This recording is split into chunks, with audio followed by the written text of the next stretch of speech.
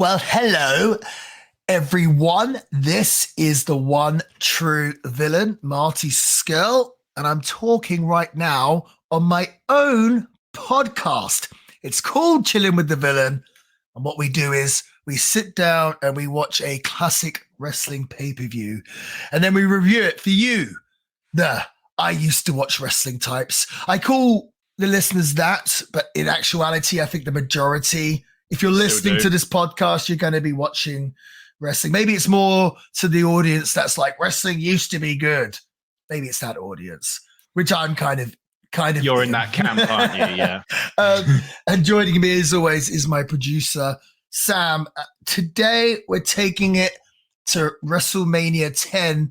Now, this was Sam's choice because last week we were speaking about the Bret Hart and Owen Hart opening match, and we were speaking about the Razor and Shawn Michaels ladder match because I believe we were doing our top 5 WrestleMania matches. Yeah, and they both turned up from the same pay-per-view. And I thought it was pretty hilarious how they were both from WrestleMania 10. Like one WrestleMania had 2 top 5 matches, yet WrestleMania 10's in the year 1994. And I said, 1994, not a great year for wrestling. What's funny is since Sam suggested that we do WrestleMania 10, I've looked online to kind of see what the general sort of consensus was from wrestling fans.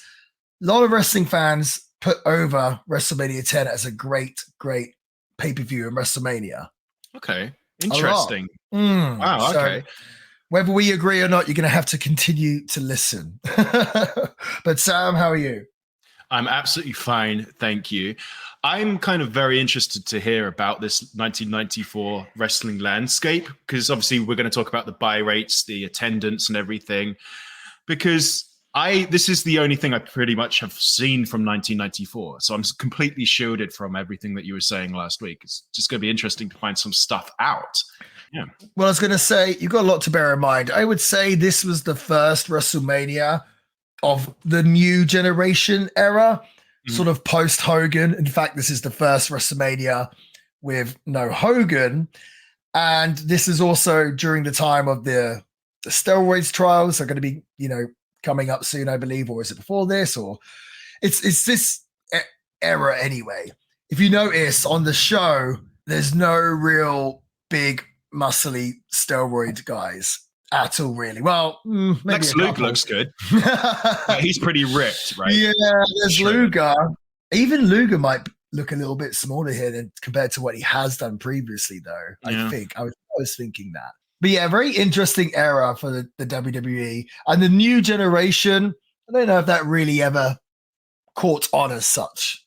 Obviously, not like the Attitude Era or the Golden Era, whatever you want to call it. But yeah, the first WrestleMania of the new generation. Sam, we can get straight into it if you like. Yeah, let's do it.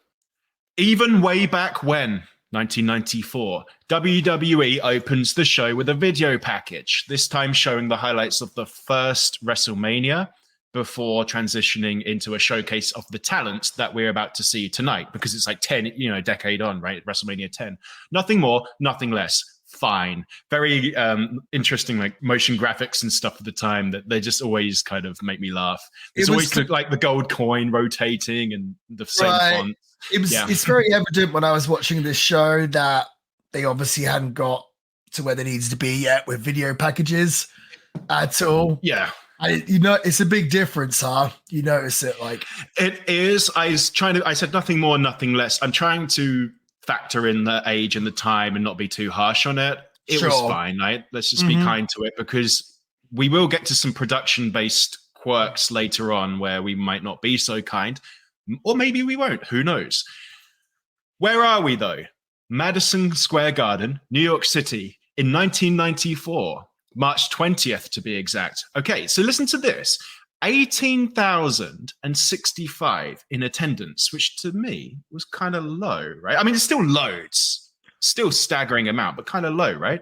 That's capacity for MSG. Is it really? Okay, because I remember they were showing, I think it was WrestleMania 3. They did a flashback to WrestleMania 3 and it had like 48,000 in attendance, but that was a stadium, right? I think it was more than that even. But yeah, it's they did the first WrestleMania in Madison Square Garden. And it's 10 years later, so they're going back to MSG. Mhm. Madison Square Garden, it fits around 18, 20,000, obviously. Got it. Oh, okay.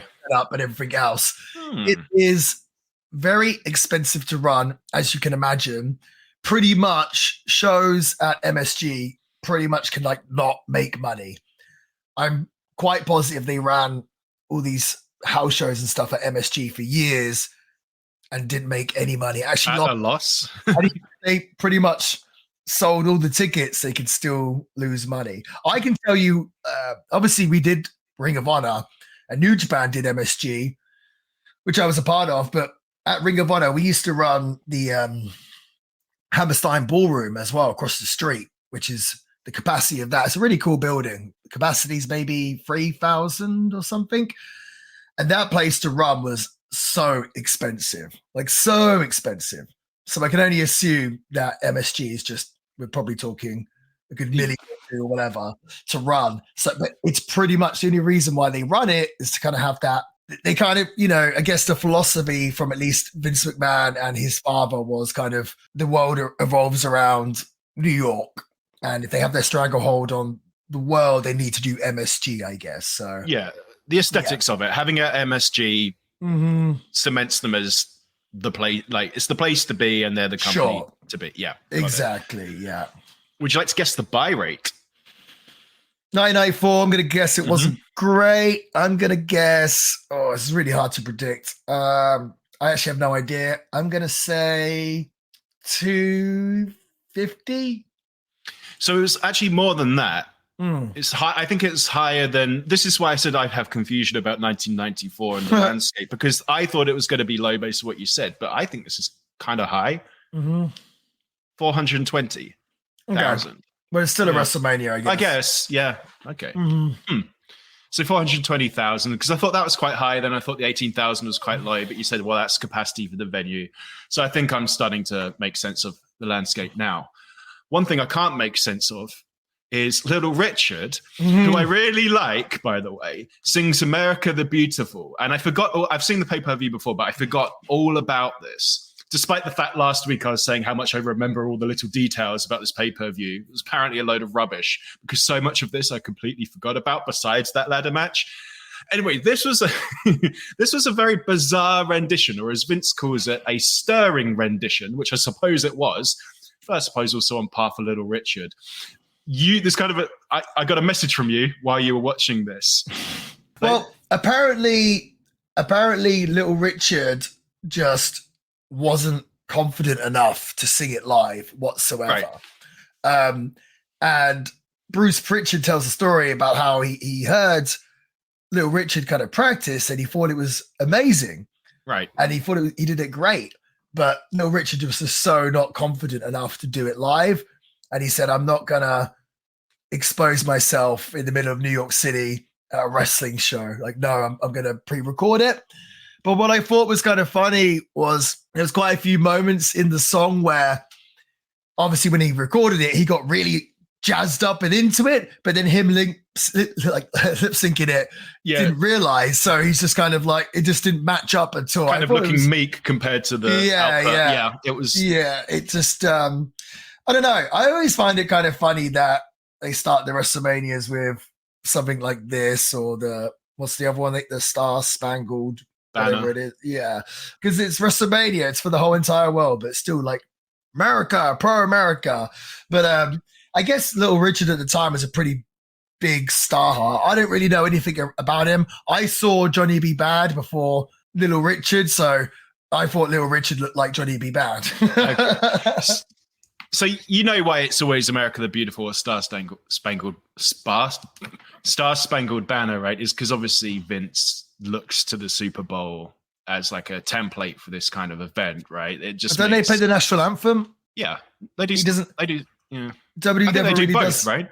They never really do the national anthem, I think, at WrestleMania. No, true. And then we do like America the Beautiful or whatever. True, but American football is very obviously America-centric. Yeah. So when he's looking at that, there's kind of a dichotomy there. You're right. It's like you want it to be worldwide, but you're singing America the Beautiful because you're using football which is very American as a template. So it's just kind of funny, but I like it. I think it works. Yeah, Little Richard, I really like him. It's interesting to hear that he was kind of, because he's a real performer. It's weird to hear that he was kind of getting cold feet on that. Do you remember that Geico advert with him on? No, I don't think so. Oh, I'll have to send it to you. It's funny. It's funny. Okay. The King, Jerry Lawler, appears from off camera to say a zinger about Little Richard and immediately and repeatedly fluffs up his lines. Then we immediately get to see the build-up of what happened to set up our first match, Owen versus Bret Hart, where Owen Hart defeats Bret in 20 minutes and 41 seconds. But in reality, it should have been earlier, as Bret taps out of the sharpshooter and it's just ignored. Owen Hart plays a great jealous little brother, I think. But I must ask, do you think he and Paddy Pimblett are lookalikes? Who? Paddy Pimblett, the UFC guy. Let me have a look. Oh, you don't know him? Paddy Pimblett. Pimblett, yep. Oh, yeah. No, Paddy Pimblett looks like the guy from The In-Betweeners. Oh, yeah, he does, doesn't he? Yeah. I guess I could see some Owen Hart as well. Yeah. Right. Yeah, this opener. You know what's funny is the original idea, or Vince's idea, was for it to be Bruce Hart. It was Bret that said, I like the idea, but let's do it with Owen. Obviously, we were talking about this match last week and just how much we enjoyed it. To be honest with you, just how much I enjoyed this program through and through. You can all relate to that, fighting with your family and fighting with, or being jealous of a brother. What I was thinking watching this, so we mentioned about how they weren't really doing video packages yet. To build up this match, they show more like clips or highlights of what's happened between Bret and Owen rather than a video package. I assume someone's already done this, but I feel like it'd be really cool now if someone on the internet, on YouTube, could make a video package for this match. I think would have been really cool. Oh, yeah. Well, in like the current WWE style, but for that match. Yeah. Yeah. That would rock. That would be really cool. And I'm sure they could do a relatively good job. So, but obviously they got us up to date with what was going on with Bret and Owen. And it just turned into a really excellent match. And what I love about this match is how the match is very story based and it's very intense, yet they're still doing like a scientific wrestling match, which I think is quite the art form. Typically, every match that has a feud behind it now, they've got to start hot and they'll start with the punches. But here, Bret and Owen, they really wanted to find out who was the better wrestler, and I felt like they told that story just beautifully throughout how they wrestled. Did you notice like the famous kind of shot at the beginning? It's really cool. Bret Hart makes his entrance and the cameraman essentially runs down the ramp to catch Bret. It's really iconic. Looks amazing, doesn't it? Yeah. Really cool. And they're making the most out of what they've got at MSG. The setup here, I mean, we've seen shows at MSG before. We reviewed Survivor Series 2002, very small set.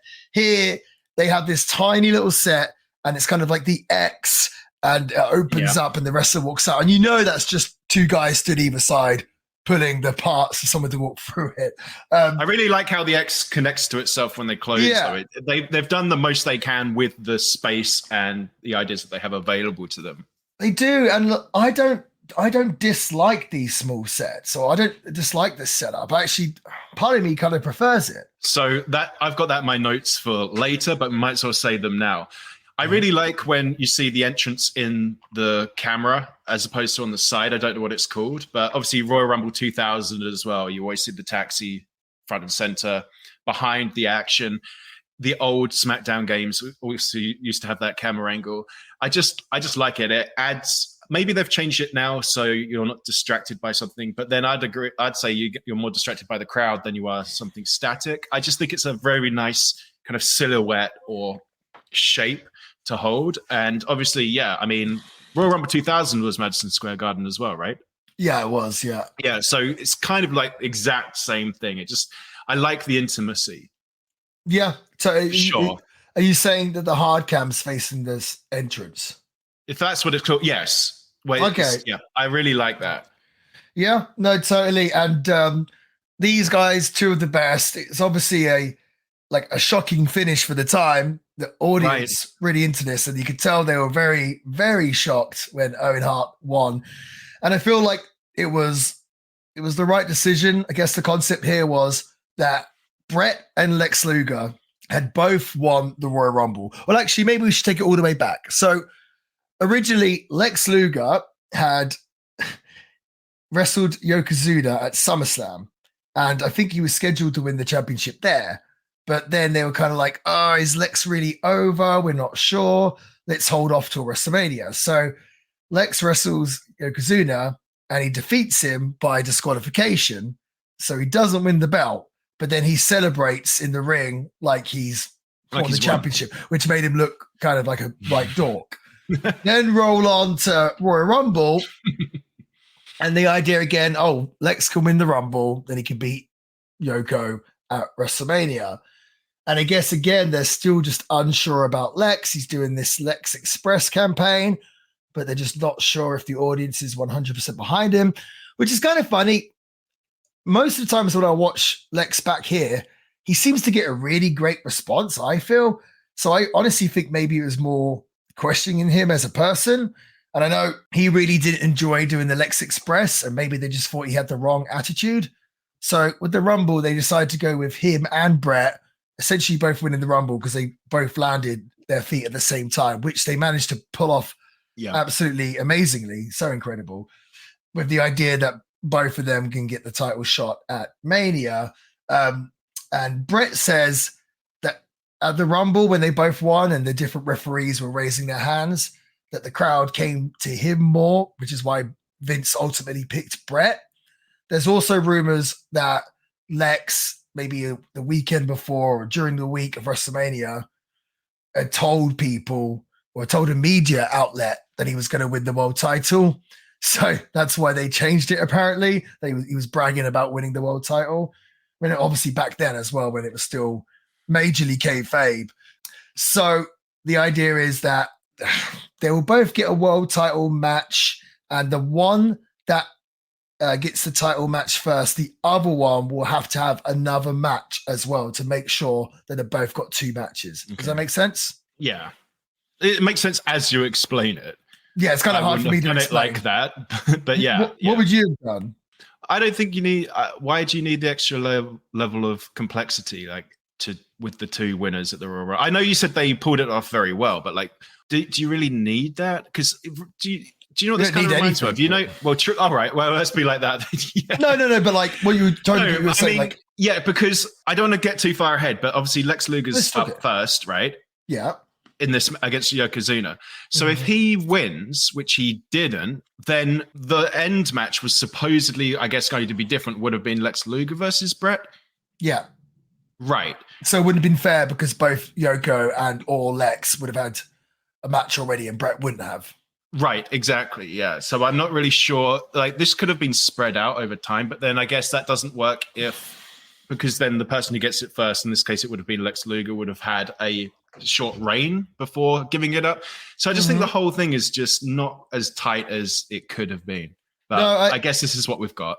I understand. Maybe it would have been better if they just did Luger versus Bret on the show and then the winner faces Yoko in the main event. Yes. And Yoko doesn't need to have. We don't need two Yokozuna matches on a show, right? No, we don't. I feel like that hurt it. But yeah, this match is one of the best openers of all time. And we said it last week that we promised it for this week that we were going to do our top 5 favorite opening matches. I assume opening pay-per-view matches, right? Yeah, it has to be pay-per-view matches. Yes. So here it is, guys. It's time. It's time for Marty and Sam's top 5.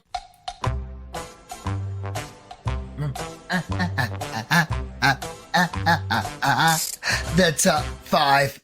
There we go. Sam, you've been bragging to me off camera about how great your top 5 is. So you want me to go first or what?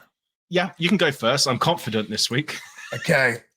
So coming in at number 5 of the great or my favorite opening matches of pay-per-views of all time, I have the Rockers versus the Oriental Express from Royal Rumble 1991. Honestly, I think the Rockers might be my favorite tag team of all time if we're just looking purely at the matches. Oh man, just watching the Rockers work, I just enjoyed so much. Just like Marty, very, very underrated. Obviously, we all know how great Shawn was. And Shawn obviously goes on to be a legend, but like, I feel like because of what he ended up doing, it almost feels like his Rockers work kind of goes underappreciated. And it was a shame that the Rockers never got a tag team title run either. And I know they were supposed to, but it all got messed up. I almost feel like people overlook the Rockers. I mean, their names will come up when they talk about greatest tag teams, but I don't know if anyone ever says they think the Rockers was the greatest tag team of all time. And I guess they probably weren't, but I think like in ring, I'm not really sure who else could really match them. Just such great matches. And with Oriental Express, back in 1991, you didn't see stuff like this. There's a lot of Greg the Hammer Valentine and everything else, Kamala. But here, Rockers, Oriental Express, just great way to start the show. And it's kind of one of those things where these guys start the show, they're doing all this athletic, cool stuff, and it's just, there's no chance anyone else is going to be able to follow them after the first match, which, is what it is, I guess. My number 4, this, for whatever reason, I wouldn't say it's a groundbreaking match or anything else, but it's always just had this special place in my heart. And we've actually reviewed it on the show before. It's from SummerSlam 1991. It's Ricky Steamboat, the British Bulldog, the Texas Tornado versus the Warlord and the Powers of Pain. This is the match where you swore that Ricky Steamboat didn't tag, but he did. The reason why I've always loved this match is because it's just such a good demonstration of professional wrestling and more specifically the WWF at the time, how we just have, it's like a super hot crowd and we just have these big, bright personalities to open the show. Each character offers something different. They're all larger than life. They're all like, this was definitely before the steroid trial, huh? Like everyone is just jacked to the super gills. ripped. Yeah. But I just love, and like the crowd is just into everything. The actual wrestling they do, it's nothing revolutionary, but the characters and every movement they make in this match, the crowd is just going insane for. And I, like I said before, I typically like to grade my matches on how the crowd reacts to it. So that was my number 4. That was a good match. That was a good call. I loved it. Yeah. My number 3, Eddie Guerrero and Rey Mysterio from WrestleMania 21.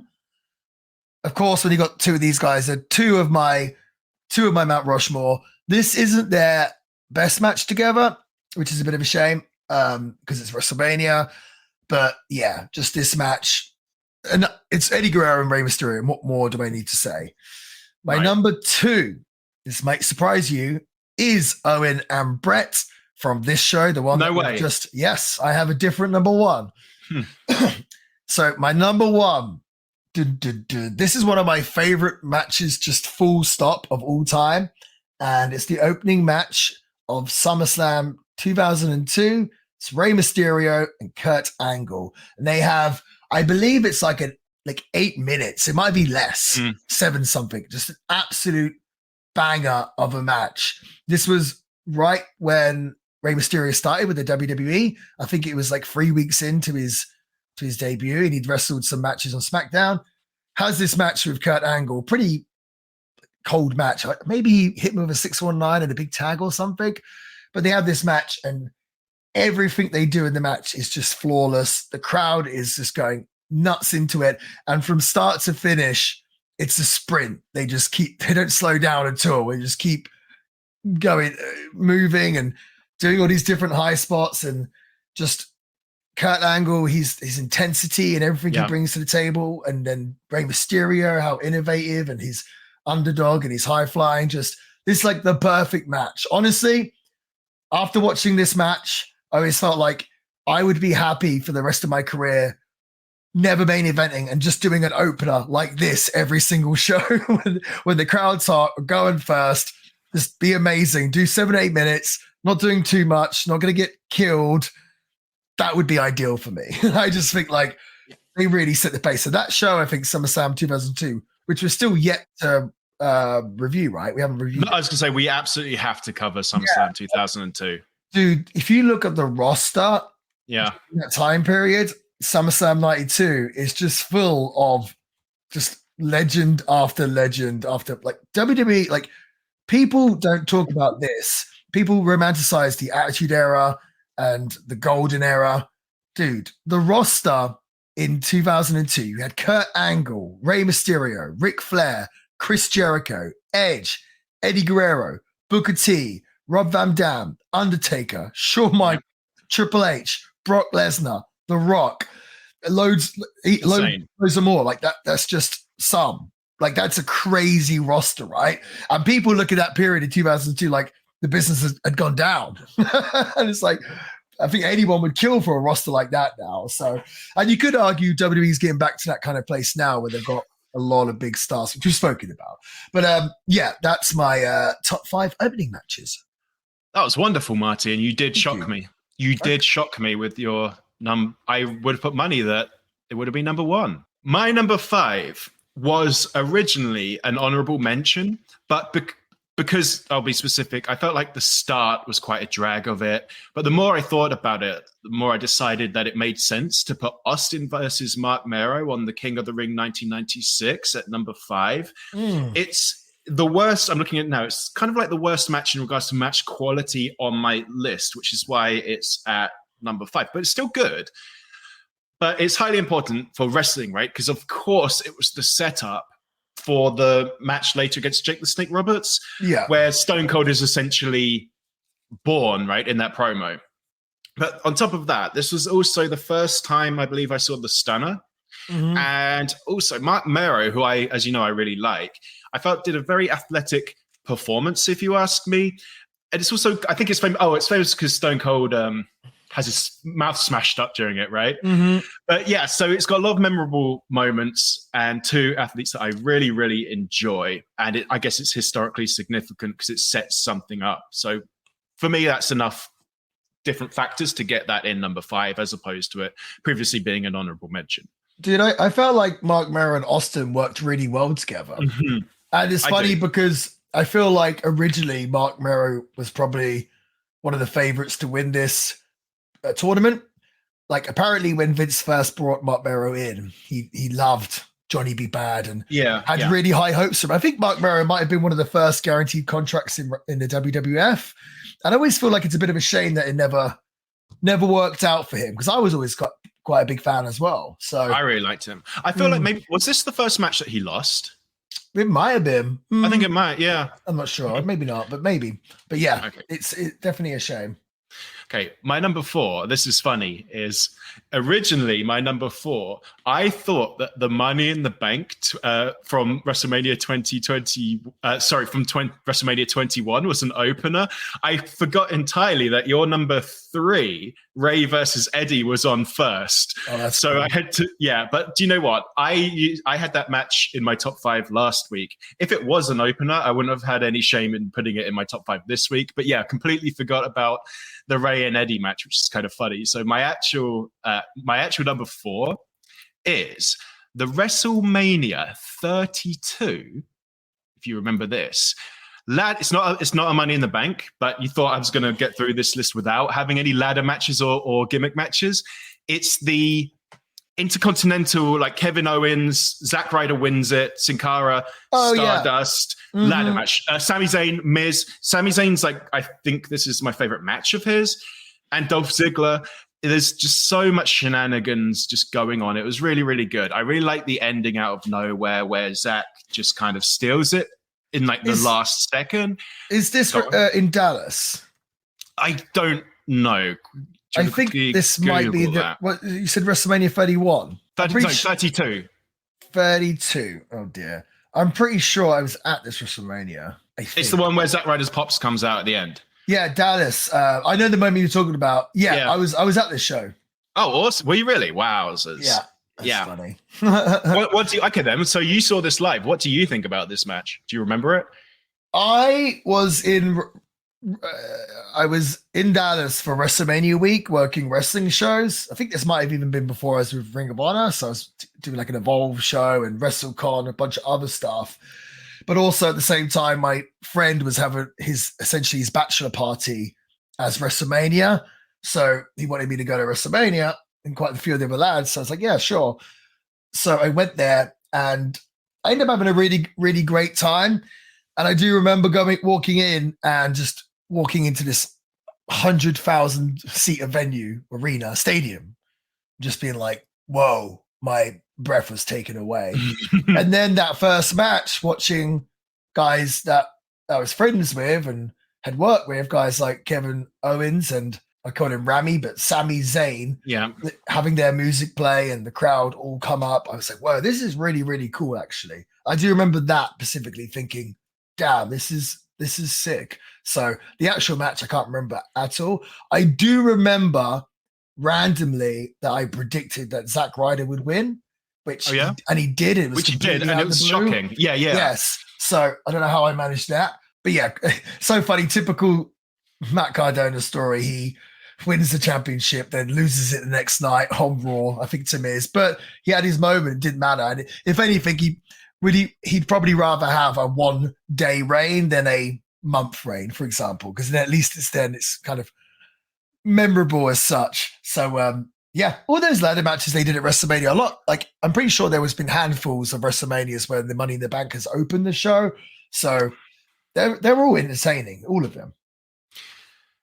My number 3, a Money in the Bank again, but this time it's the Money in the Bank pay-per-view 2011, the SmackDown Money in the Bank. So the one that Daniel Bryan wins. He defeats Cody Rhodes. There's Wade Barrett. There's Sheamus. Sin Cara again. He keeps cropping up.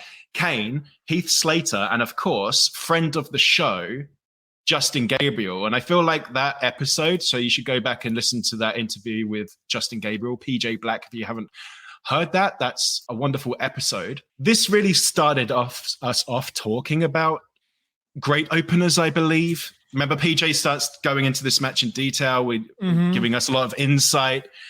And I think I remember at the time mentioning how I just really love this as an opener, because I think we all three of us agree, just a cracker of an opener is as good as, perhaps even more important than a cracker of a main event. Sure. You really need to set the tone. So for me, yeah, this is definitely one of them. Really like this match a lot. We covered it on the podcast already. Do you feel like it's too much for an opening match, a multi-man ladder match? No. So we also, but what if the second match? What if the second match is Big Show versus Mark Henry, which I think it might have been on this show or something like that? Well, that's not the fault of the beginning. Nothing's going to save that anyway, is it? Well, it could be anything. It's pretty hard to top a multi-man ladder match, huh?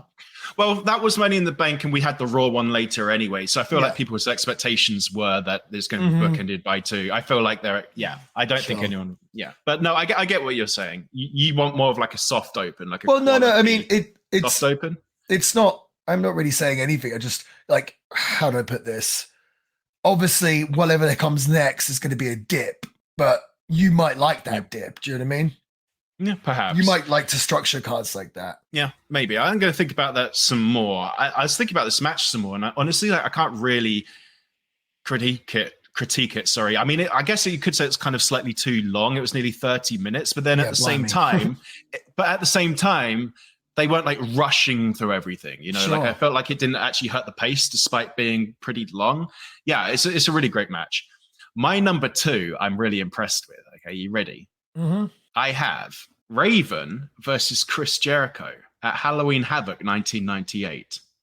So we covered, and there's a very specific reason for this. We covered Halloween Havoc 1997, and you mentioned that you really liked the set design of Halloween Havoc 1997, but you actually preferred the one from 1998, this pumpkin. Yeah. So after that episode that we filmed, I actually went, because I haven't seen the pumpkin, I went and started to watch Halloween Havoc 1998 to see what you were talking about. Right. And why this is number 2 for me is because I don't know if you recall much from this pay-per-view, but it starts off, I think there's a video package at the start, and it's fine, whatever. Then there's the Nitro Girls, they called. Mm-hmm. There's that going on. There's loads of interviews or loads of talking from the commentary team. There's backstage. I think they interview Rick Steiner. They just do all this setup, and it's about 20 minutes before the first match even begins. And it was awful. It was too much, and it was awful, and it just kind of sucks the energy out. And then Raven and Chris Jericho have to follow that, and you like how the crowd, you judge it based off of the crowd. I mean, so Raven and Chris Jericho, obviously, you know, they know how to work the crowd, right? This is a short and sweet little match. I think it's like 7 or 8 minutes long. Canyon turns up, I believe, at some point. And it's just it's not the best match ever from like a technical standpoint, but in regards to like what an opening match should do, which is kind of get the energy up for the rest of the pay-per-view. They not only did that, but they on top had such a thing working against them because of how long and drawn out and pointless the opening setup of the pay-per-view was. And they just managed to bring it completely back around. The crowd were going nuts for it. It was a really good match too. So that's why I've got that as my number 2, because to me that sums up what just a very well executed opener doing exactly what an opener should do. They got the crowd right back into it. Oh yeah. My number 1 is Brother to Brother. Have you seen Twins? That's a good movie. Yeah. Owen versus Bret. This is probably the first and only time where you will put a Bret match lower in a list than I have. But no, dude, I really, really like this. I didn't really like that Bret managed to evade a move from the top turnbuckle directly after taking a tombstone. But aside from that, it was great. And I was actually, when I was watching it, I was just imagining the smile on your face as you were watching it, because I was like, I bet he's in heaven with this. You mentioned it just earlier. I really, really enjoy how, if this wasn't a technical masterclass of a match, I think it would still be in my top 5, because the story, so you can just really tell that Bret does not want to face his brother, right? But he has to, because he won't get his title match afterwards, which we talked about, or you talked about. So you can tell he's kind of going through it because he has to.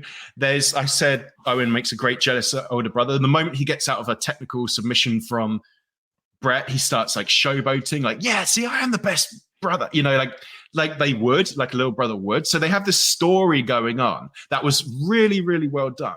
Then on top of that, it was an incredibly good match. So it's just that's just the icing on the cake for me. So yeah.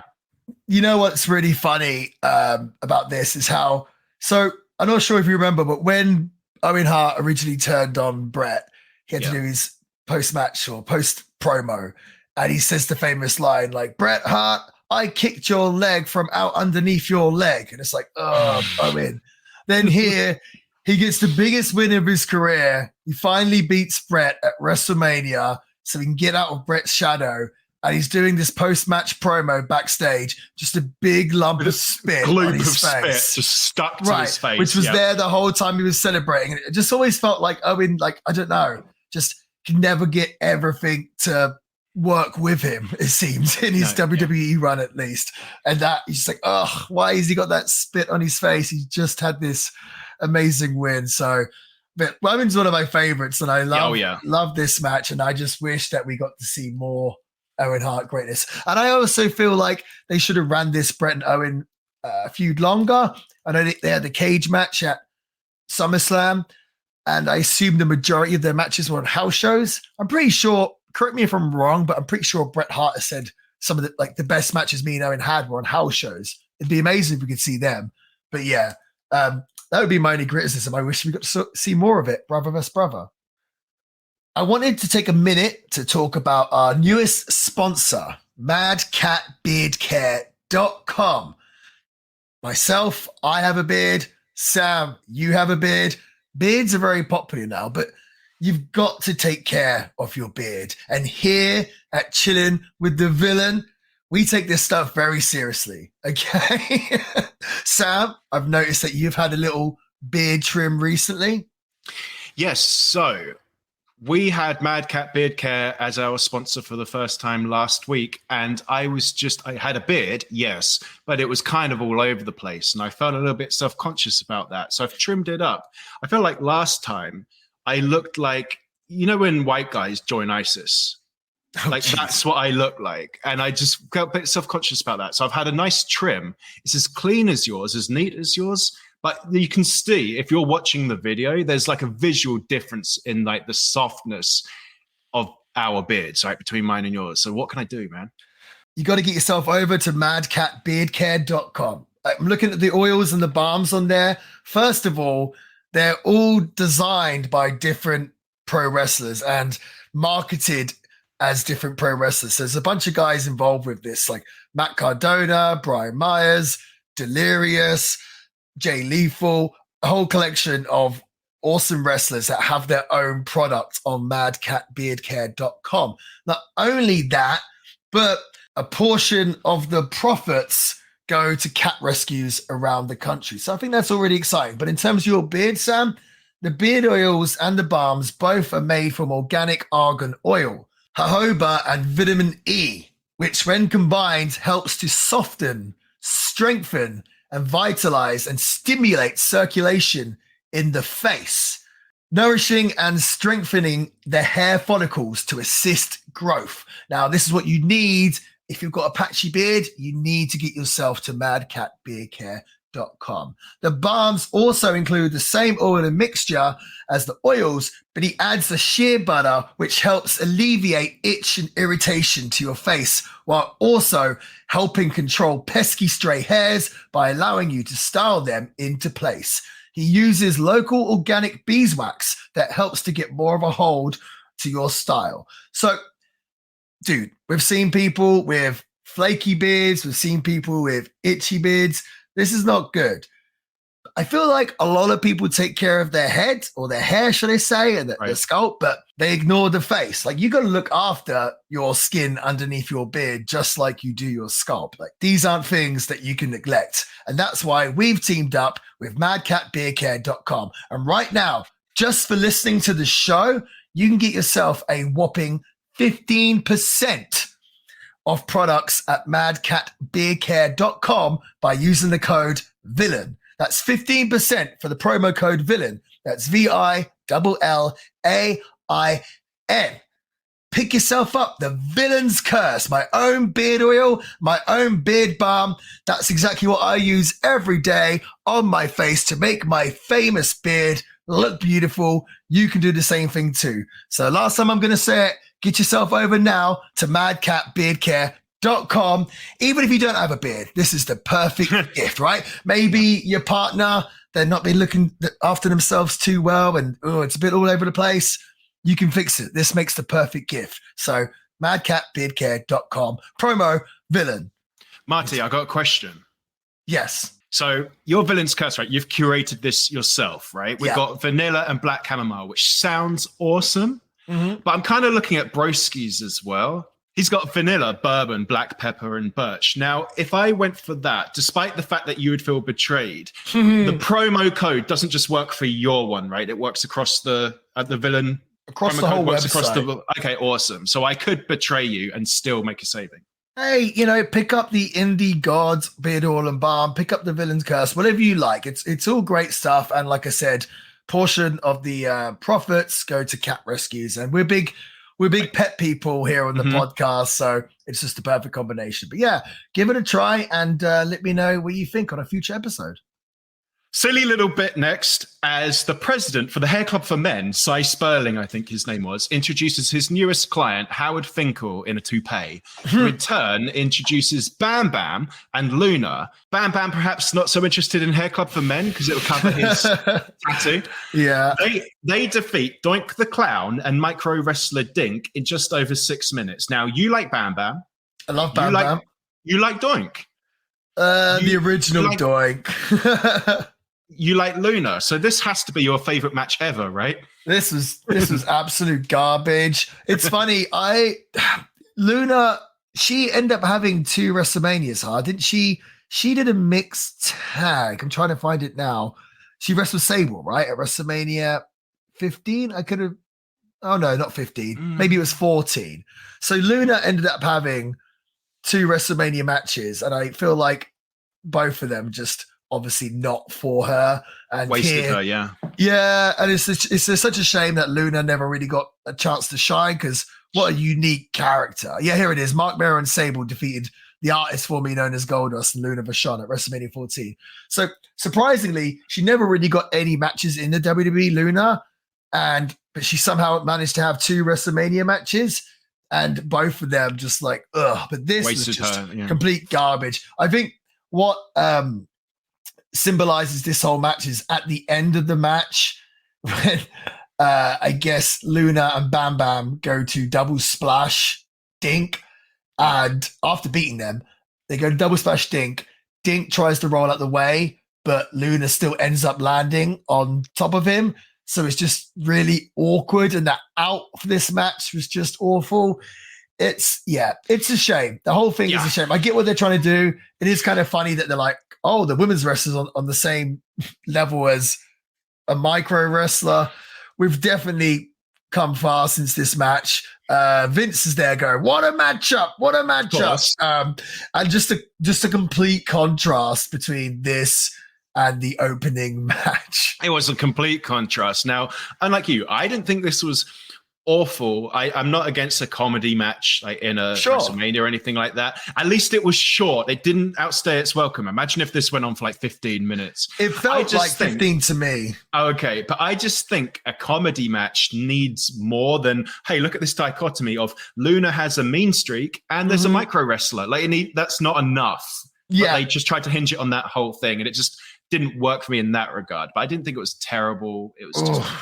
I feel like it's pretty funny how Bam Bam was having this awful match here at WrestleMania 10, but then next year's WrestleMania, he would main event against Lawrence Taylor. So it's pretty funny how it just shows you. And it's kind of like Sami Zayn. He lost to Johnny Knoxville at one WrestleMania. The next WrestleMania, he's main eventing for the tag team championship. Right. So crazy.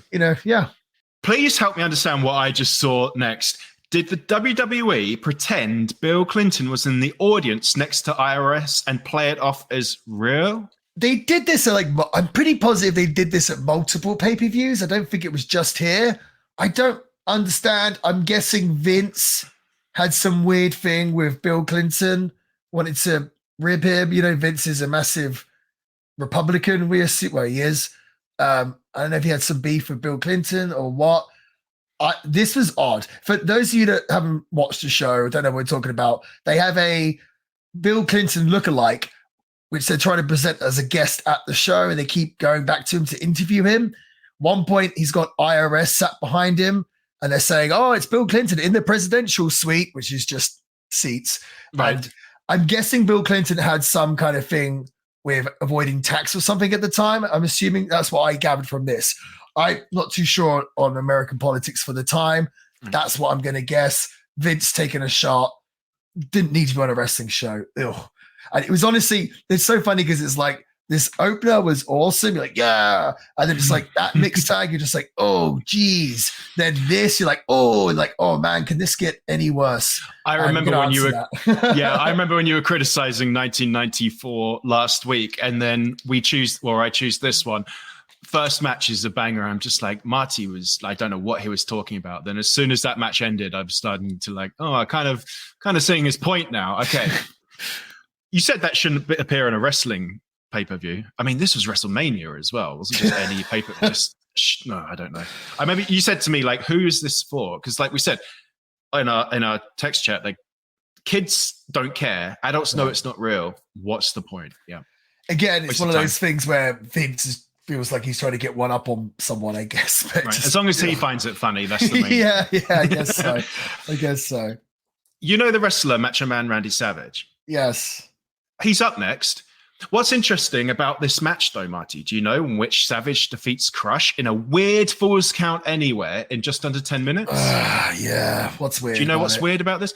This was allegedly, according to Wikipedia, Macho Man's last match with the WWE. Yeah. What a sad way to go out. Yeah. He looked like he went through a document shredder. And the strange rules, with just tassels everywhere. The strange rules of this match greatly bothered me, and it made it drag even more than it already did. So we'll have to just explain these rules. Falls didn't really count anywhere either, I guess, because I assume they wouldn't count in the ring. So if they're pinned outside of the ring, the person who was pinned needs to get back into the ring within 60 seconds. Otherwise, the match ends. Now, so if they're pinned in the ring, they're instantly in the ring. So I guess falls don't count in the ring. So it's not falls count anywhere. Falls count only outside after a minute. But then on top of that, think about that, right? And it's a They've full got a minute countdown, right? Yeah. So this just killed the pace, the momentum. And In the end, this is not a joke. Randy Savage tries to hang Crush, albeit by the legs, by the feet. In a backstage area. Boss man. No, it wasn't. I just had to make that clear. But still, in a backstage area. But he's not actually like hanging from it. He's just gingerly laying on the floor and could have untied himself at any point, but just pretended he was incapacitated for a whole minute. It was abysmal. This whole thing was abysmal. This was worse than the Bam Bam match for me. I don't understand why it was so convoluted. And I assume there was a reason why I had this weird gimmick. Maybe Macho was hurt or something. I really don't know. Dude, Bryan Adams is Crush's real name, obviously not the rock star. But he was very good friends with Macho Man. So Savage was always trying to help Bryan Adams. I believe he was also friends with Undertaker as well. And WWE so desperately wanted him to be a big star. And when you look at him, feels like he should have been. Super duper tall, athletic, jacked guy. Yeah. There's been a lot of carnations of Crush. So he debuts as Demolition Crush, one part of Demolition. Then he turns into Kona Crush, where he's like Hawaiian cool surfer Crush. I've seen him, yeah. And he's Evil Crush, which is here. He was like with Mr. Fuji and whatnot. Then he's the Jailbird Crush when he joins the Nation of Domination, or they start the Nation of Domination. Then he starts his own group, the DOA. So we have DOA Crush, which basically Undertaker stole his gimmick for the American Badass later on. Then he leaves and he's in WCW. We get NWO Bryan Adams.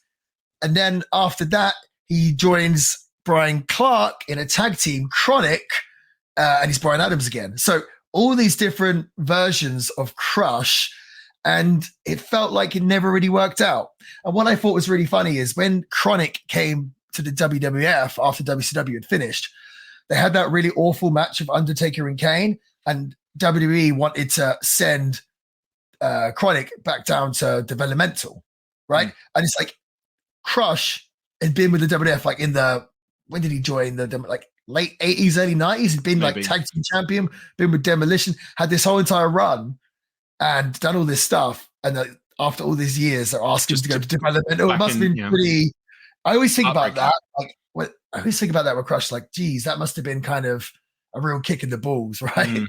So, yeah, but I don't know what the deal was with this match. And Macho Man, as great as Macho Man was, he did do some very strange things. What comes to mind is the 93 Rumble, where he tries to cover Yokozuna in the Rumble and Yokozuna gets out and pushes him over the top rope. That was weird. The match with Ultimate Warrior at WrestleMania, where Macho Man gives him 5 elbow drops and Ultimate Warrior still kicks out. In WCW, they did a spot where Hogan was all beaten up. He's teaming with Macho Man and Hogan's dead on the mat, and Macho Man, his own tag team partner, climbs to the top rope and drops an elbow drop on Hogan to like wake him up and fire him up. It's like, what? So as good as Macho Man was, like he's one of the greatest wrestlers of all time, he did have some very odd ideas. And we've covered some of them on this show. What about him jumping off the cage in WCW? Halloween, which apparently did, I learned after we put out the video of us talking about that really messed up his knees and he was never the same again after that, which makes a lot of sense. So yeah, this match, I don't know. It's funny, after this match, I assume you're going to get into it, but I just want to say it when it's in my head. We see shots of WWF Fan Fest, which I guess is like Access or whatever it might be.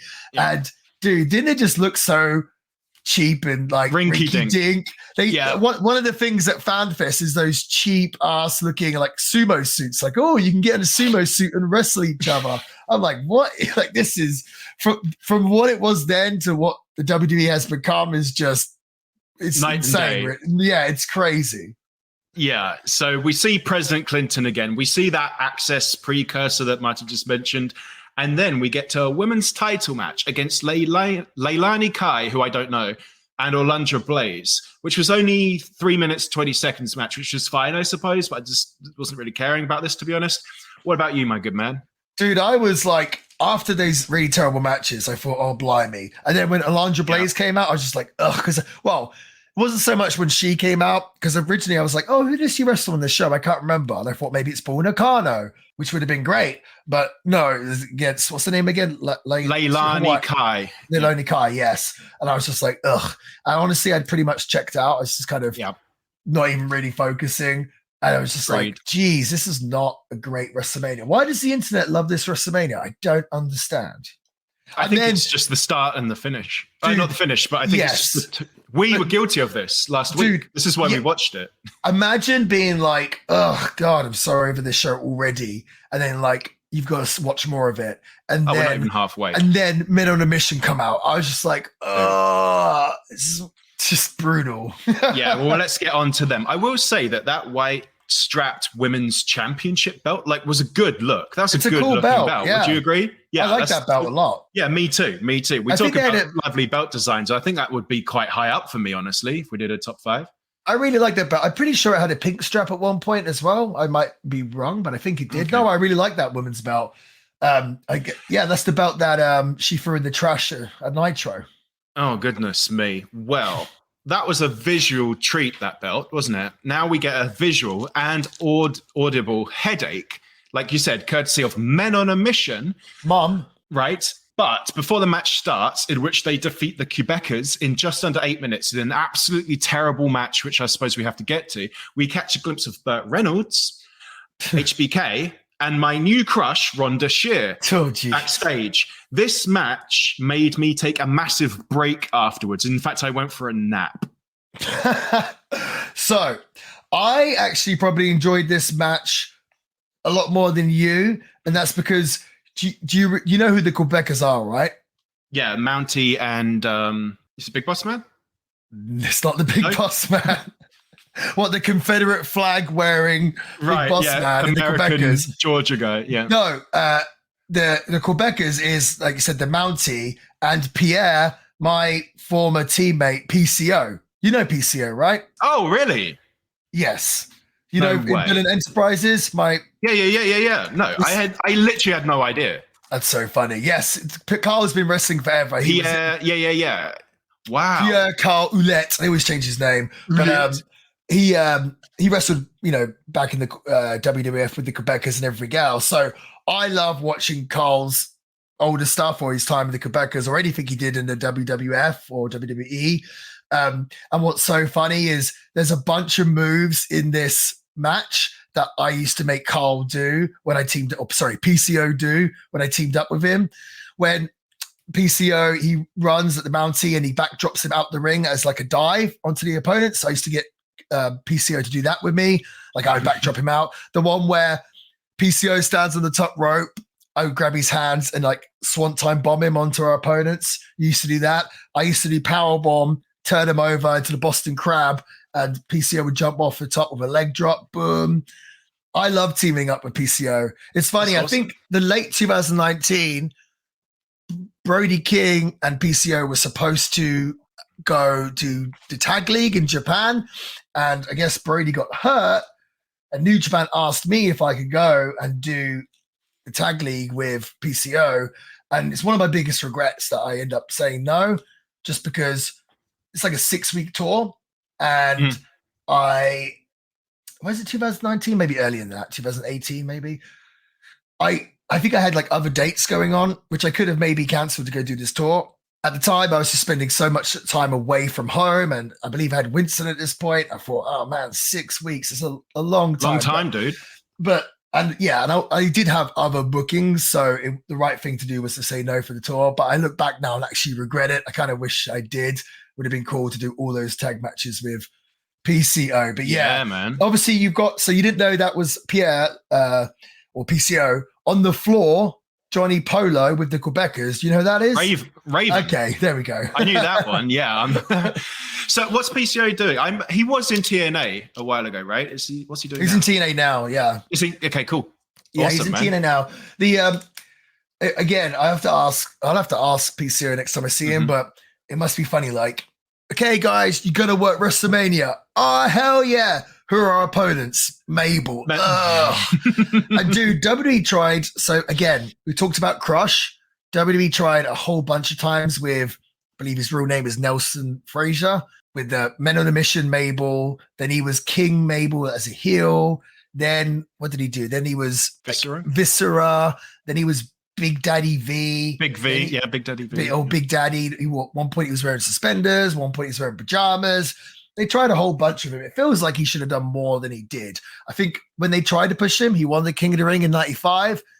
Yeah. But he kept hurting people, and he had that match, the world title match with Kevin Nash, which was terrible. And he hurt Kevin Nash, and it was like, push was over. So, yeah. But this match, nice to see PCO, but other than that, this is WrestleMania for crying out loud. I know. Speaking of, this is WrestleMania for crying out loud. I alluded to technical difficulties and just slapdash presentation earlier. Now, Donnie Wahlberg from New Kids on the Block and my new crush Rhonda Shear come to ringside as Donnie introduces Mr. Perfect as the guest referee to officiate between Yokozuna and Lex Luger in another completely abysmal match that lasted forever. To make matters worse, Mr. Perfect's referee outfit is one of the worst I've ever seen, which was really upsetting because I love Mr. Perfect. I love referee outfits. He looked like a cartoon prisoner. Now, before we get into the match, real quick, if I may. Okay. So there is the timekeeper and my new crush, Rhonda Shear, in shot. And what does the little title card at the bottom say? The name card says Donnie Wahlberg. Yes, I don't think either of these people are Donnie Wahlberg. They cut to this shot, then they put up that Donnie Wahlberg little title, and then they quickly pulled it down, put the Rhonda Shear one up, and then put the Donnie Wahlberg one later when they cut to it. And it's just, I just wanted to bring that up as this is, like you said, this is not the WWE presentation-wise that we know today. I guess there's still teething pains 10 years later, but yeah, a lot of production issues it seemed during this WrestleMania. For sure. They had a pay-per-view, I believe, in 94 or 95 in your house where legit, like, they lost all the power on the pay-per-view. And they legit had to do the pay-per-view again like 2 days later. So no way. We'll cover that one day. But Yoko against Lex here. I will say this. I feel like when Lex Luger comes out, he got a pretty big pop. And I feel like Luger was over. Mr. Perfect, I was going to ask you, how would you rank his special guest referee outfit? Where would you even find striped pants? During this era, the Zubas were really popular. Typically, wrestlers would wear Zubas. And I'm pretty sure they're a pair of Zubas. I feel like he must have just been like, oh, I have a pair of black and white striped Zuba pants. I'll just wear them. And it basically looked like he was wearing pajamas out there. Yeah. It was quite distracting. But Luger, I think Luger is a better wrestler than people give him credit for. I'm a fan of Lex Luger, but he does need to be in there with the right person. That's why if he wrestled Bret, it probably would have been really good. Yoko is good, but in small doses. I feel like a long match is obviously not going to highlight him or play to his strengths. Shorter matches definitely better. I don't know why this was so long. What I did notice about this, you can tell the Smart fans, because obviously at the time, much smaller percent of Smart fans, but they clearly don't like Lex, right? They're the ones that seemed like that were rejecting Luger. I feel like the casual fans loved Luger, but the Smart fans, there's one here in the front row, and he's got the sign Lex Luger, right? And when it's so funny, if you watch it, when Luger loses or when they announce that Yoko is still the WWF champion, you see all the Smart fans just jump up like, yeah, celebrating. like I can't remember his name, that one fan with the long black hair and the black sunglasses that's always in the crowd. He starts standing up and celebrates. He's like, oh man, like the smarter fans did not like Lex, but this was not a good match. And weird finish. Go on, sorry. So was Lex Luger kind of like the John Cena or Roman Reigns at the time? Like they didn't want him pushed on them, or what was their reasoning for not getting behind Lex Luger? They brought Luger in to be the next Hogan, right? And it just basically just did not work out, essentially. So they tried. They did this whole campaign where because originally they brought him in as a heel, but then and with the bodybuilding federation. But then Vince got this idea. He's going to be the next Hogan, but turned to babyface. He slammed Yokozuna. They were doing this massive campaign when he was on the Lex Express bus and he was going to different towns and cities and meeting everyone and waving, whatever it was. They wanted him to be the next big deal. And they essentially handed him this, but then they just didn't feel like he had the right attitude or wasn't. This is the thing with WWE. I say this a lot on the show. I feel like WWE give people opportunities. They want people to succeed. I feel like the fans' narrative is always, like they hold this person down. It's like, typically, I think if someone's not where you think they should be on the card, they're lower down, it's probably because they got given an opportunity and they didn't deliver. That's honestly what it is, And here they tried with Luger, but they wanted him to, it just didn't pan out. They wanted more from Luger. So, that's why we end up this whole mess with involved with him, Yoko and Bret. But I think it's a shame that Luger didn't get a world title run. I will say this. We need to see Lex Luger in the Hall of Fame. He should be in the Hall of Fame this year. And I feel like it's like, I know that sounds kind of like not a nice thing to say, but it's like, let's do it while he's still alive. Let's not wait until he's not here. I agree. Do it. And I understand that I feel like Luger maybe doesn't particularly like being on camera now because he's wheelchair bound. Yeah. But it's like, dude, we just want to see you, man. Like Hall of Fame. Come on. I agree. Yeah. I really feel like he deserves to be in the Hall of Fame, I think. I do. Considering it's not like he was changed the business or anything, but considering who else is in the Hall of Fame, let's give Lex Luger some flowers, I feel. I mean, he destroyed his body for wrestling, so. Agreed. Yeah, let's see him in there. It's a question to you guys. Would you like to see Lex Luger in the Hall of Fame? Let us know. To get back to this weird ending real quick. So to set it up, Yokozuna holds this sort of nerve pinch on Luger, and it goes on for so long that the camera actually starts cutting to close-ups of Jim Cornette, Yokozuna, and Mr. Fuji instead, just so you can watch something apart from this nerve pinch. I felt like the hold was on me as I was falling asleep. Right? Sounds bad, Marty? This happens 5 times. It was half of the match duration, which was 14 minutes, 40 seconds. Oh, boy. Then Fuji and Jim Cornette are KO'd in the ring, and instead of counting the pin, Mr. Perfect just looks confused and just starts trying to roll the managers out of the ring really gingerly. Now, you'd think he is perfect, right? If he was truly perfect, he would have the knowledge to know to just make the count. And it was just absolutely aggravating. In the end, on top of that, you think this is annoying and weird enough. Luger is disqualified over nothing because he taps Mr. Perfect, who's the referee, to be like, hey, come on, count. So he gets disqualified over nothing. So the entire thing was an absolutely pointless, massive waste of time. I'm not a big fan of when people call it rest holds, but here they were definitely rest holds. They weren't really being worked. They were clearly for Yoko to get his breath back. Jim Cornette, obviously, he's one of the greatest managers of all time and one of the greatest talkers of all time. For whatever reason, he never seemed to fit in at the WWF or the WWE.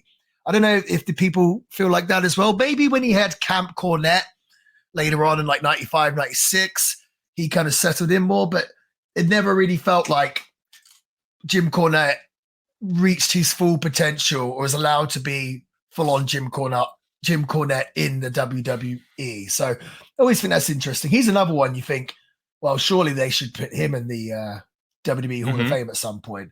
But yeah, no, I mean, not good. Let's move on to this earthquake and atom bomb. Oh God! All right. So I didn't even know this was a match, the way they set it up. So friend of the show, Harvey Whippleman, episode 18, check it out. He's a great storyteller. Slags off Howard Finkel's toupee and suit, then gets pushed over in retaliation. And then Adam Bomb comes out to his defense. Christ, I like Adam Bomb, man. Just like his look and his gimmick just absolutely rocks. Anyways.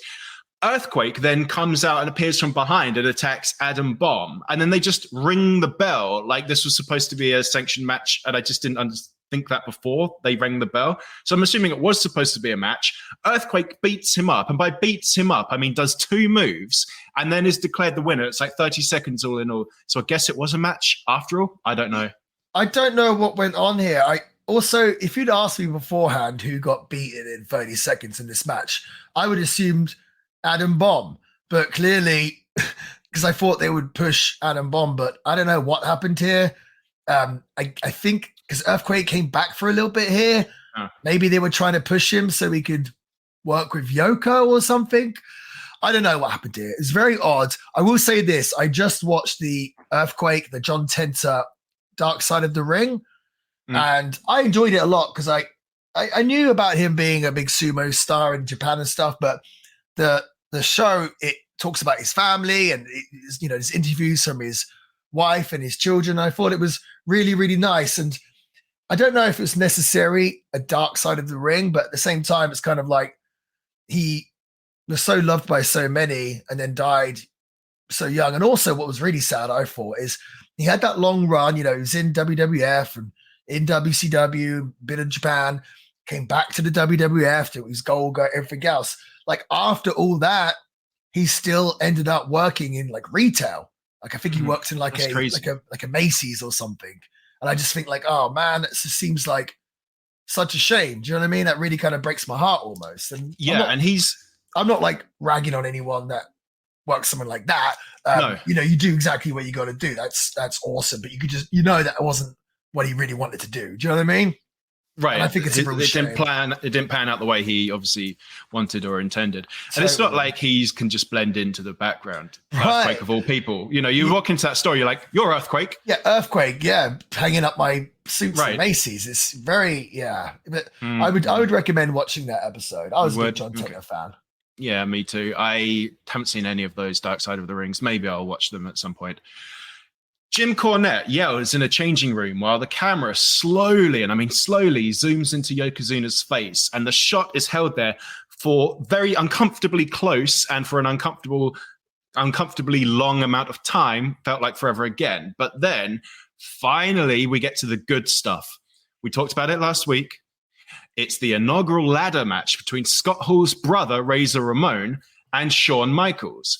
Razor Ramon defeats HBK in about 18 minutes long. I should add this was also for the IC Championship, which Ramon retains. We talked about it a lot last week. There's some really fun and inventive bits in it. I really like the part where the ladder is flat on the apron and Ramon's standing on the outside, and HBK, who's in the ring still, just runs and baseball slides the ladder itself to catapult it out of the ring to shoot into Razor Ramon's ribs. It's just amazing. It's just a really high energy match to just wonderful. And I want to hear your thoughts on this. But one more thing I just want to say is if somebody came up to me to try to get them into wrestling, and I had to show just one thing to just summarize why I love wrestling, I'd show them HBK jumping off the ladder with his bum completely out doing an elbow drop. I was going to bring that up. Encapsulates everything I like about wrestling, man. It's an underrated moment. With this ladder match, we always see the replays of Shawn doing the splash off the ladder from the corner, and it's such an iconic shot, and you see all the flash photography going off at the same time. Oh yeah. You don't see the replay at all, really, of Shawn Michaels' elbow drop with his ass out. Underrated moment. For sure. You know what? The reason why I love this match so much is so Shawn had got injured or something and had to vacate the IC title. So they did a tournament to crown the new champion or a battle royal or whatever it was. And they crowned Razor Ramon as the new IC champ. And then when Shawn came back, he had his old IC title and said he was the real Intercontinental Champion. So they're both claiming to be IC champion. They're going to unify them, find out who is the real IC champion after all. So it makes perfect sense for them to have this ladder match. Like, okay, let's hang them above the ring. Whoever can get up there and grab them owns them. Yeah. So it just really made sense to have a ladder match. And I feel like typically that's missing from the majority of ladder matches that happen or have happened since, if anything. So yeah, Razor Ramon, just one of my favorites of all time. In fact, I just watched, I don't know if I mentioned it already, but I also just watched the biography of Razor Ramon. Yes, you did last week. Legends. Yeah. Oh, I said that? Oh man, I would really recommend them. They're really, really good. And that's a lot longer than Dark Side. And dude, You said that was another sad watch, right? I was crying big time. It's funny that, I don't know. But anyway, yeah, this match, I think, cemented Razor's legacy. Could argue Shawn Michaels as well. My favorite moment of the match, I think was so awesome, is basically the finish or towards the finish, Shawn Michaels falls off the ladder and gets his leg caught on the in the ropes. He's tied to the ropes, but he's still clutching on to the ladder, and Razor's trying to pull the ladder away, and he's still just gripping on for dear life for this ladder. And it came across as very real, especially now when you see a lot of these ladder matches where everything looks kind of set up or contrived spots. Yes. And maybe even, dare I say, fake looking. He made this look so real. And just, like they were very innovative, but they also didn't like take the mickey in terms of what they did. You didn't have to really suspend your disbelief of too many of the spots. You know what I mean? But here, just two of the greatest of all time. It's so funny how, and I think as well, this was clearly a statement to the rest of the roster. Like, you want to push Lex Luger and Yokozuna, well, watch what we can do. And it's obviously, like you said, just night and day between them both. I will say this, big shame that Razor, we've said this before, but never got a world title run in the WWF. Here would have been the perfect time to do it, or the rest of 94 or 95. He was definitely over enough. I think as a babyface champion he could have been so much bigger than he was.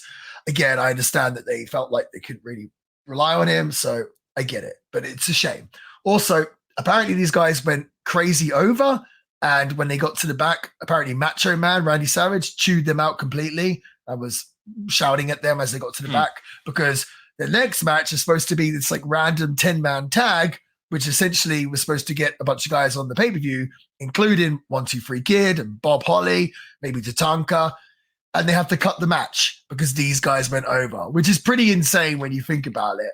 Like, they think they're going to get this big WrestleMania match, and then last second they got the gear on, they planned the match, it gets pulled because these guys just ignored the cues and didn't go home.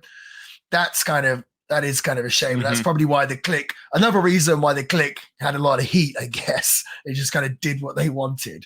But no, I don't really need to say much more about this because everything's already been said. So great match. I know how much you don't like it when in ladder matches they don't try and do the point of the thing, which is just to shoot their ass up that ladder and get that belt.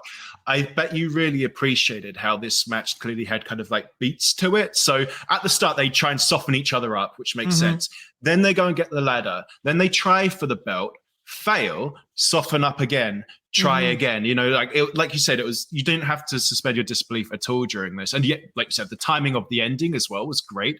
First, his leg is caught, and then he gets out, but now his arm is caught, and then he just gets free at the last second as Ramon grabs the belt. Yeah, it's just the timing was incredible. Incredible, and Razor falls off after he grabbed it. Right, it's just wonderful.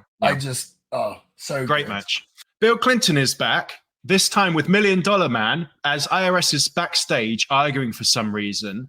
We now know it's to explain away the 10-man match that never happened, and then it's on to the main event: Yokozuna against Bret. According to Burt Reynolds and his cue cards, Rowdy Rodney Piper is the referee. The actual Rodney loses his belt to Bret in 10 minutes, 38 seconds. Rodney Piper didn't even bother to put on a special referee outfit for this main event at WrestleMania. You said it was only 10 minutes? Yeah. Oh, blimey. It felt like a lot longer than 10 minutes. Listen, Yoko, you shouldn't have him wrestling twice. This was to right a wrong from the WrestleMania 9, the previous year's WrestleMania, where Bret wrestled Yoko.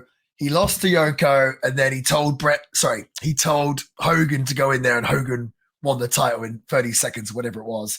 And all the wrestling fans, the hardcore, smarter wrestling fans, obviously hated that. It felt like a step back. So this year was very much a case of we need to crown Bret as the WWF champion, as the leader of the new generation. And that's basically what this was about. Match itself, it's funny because I'm pretty sure it feels like Bret can have an amazing match with pretty much anyone. But yeah, this wasn't great at all. And just, I don't know, the finish, like Yoko just kind of falls from the top rope. Like, okay. You can't get the sharpshooter on him, you know?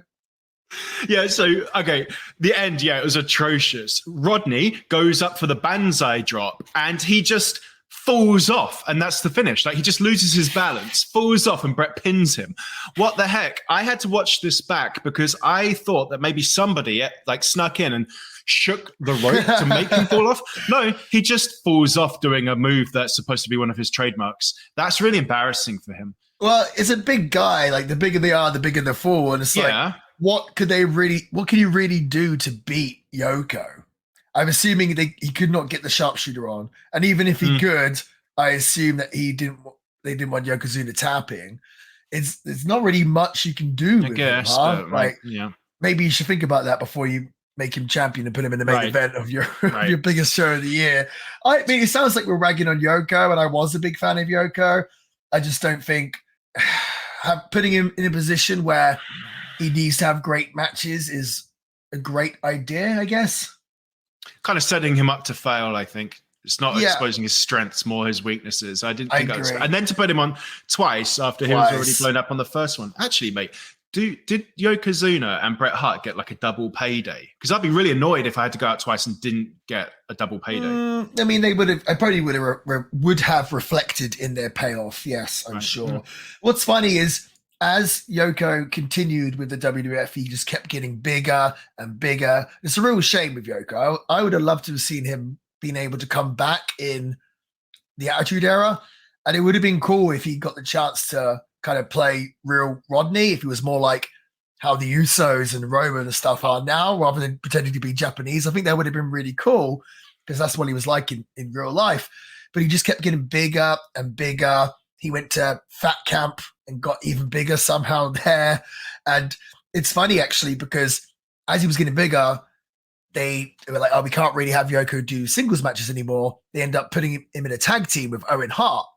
And obviously, I don't know, with this card, Owen beats Bret and then Yoko loses to him, whatever. And that seemed to be a good position for Yoko, being in a tag team where he could just come in, be big and impressive, and then get out again. Whereas putting him in these singles matches, just and I feel like by this point in 1994, the people were expecting to see good matches. Before, they just wanted to see Hogan conquer the Giant. It didn't really matter about the match quality. But here, people are starting to care, because you've got guys like Shawn and Razor putting on amazing matches, and Owen and Bret previously. To then have a match like this, it's kind of like, it's not, it's people expect more, and they should. Honestly, it's a real shame that never got the chance to see Bret and Owen for the WWF title here. I mean, I think their cage match was for the world title, but I don't know. How would you have booked this whole thing to be better than it was? I mean, we tried to explain that at the start, or figure that out at the start. I think not having Yokozuna on twice and doing what you suggested. You think that, but Bret and Luger in the finish. Right, but then we lose Bret versus Owen.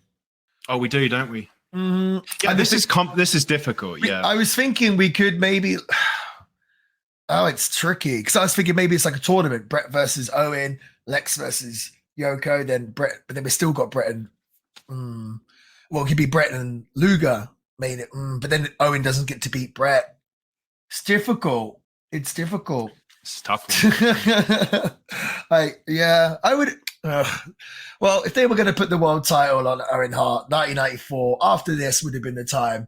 And unfortunately, we never got it. But yeah, never got that. No. Overall, it's funny because this seems to be like a well-regarded WrestleMania. And other than the two matches, I felt like everything was a pretty drag to get through, huh? Yeah, kind of. So, match of the night for me was the ladder match, right? It's fantastic. What about you? Because it could go either way. Either way, I'll say Bret and Owen, yeah. Yeah, fantastic. Worst match of the night? Doesn't really matter. Pick one, but for me, maybe the Men on the Mission one. Oh, I didn't think so. I think the Bam Bam and Doink and Dink for sure. Oh, okay. Oh, no, actually, I think Macho Man and Crush was brutal. Oh, that was brutal, wasn't it? Yeah, maybe. Or Loco and Lex. Oh, there's a lot. Yeah, there's a lot. And this is the thing. So there were, 6, 7, 8 matches? I'm not sure.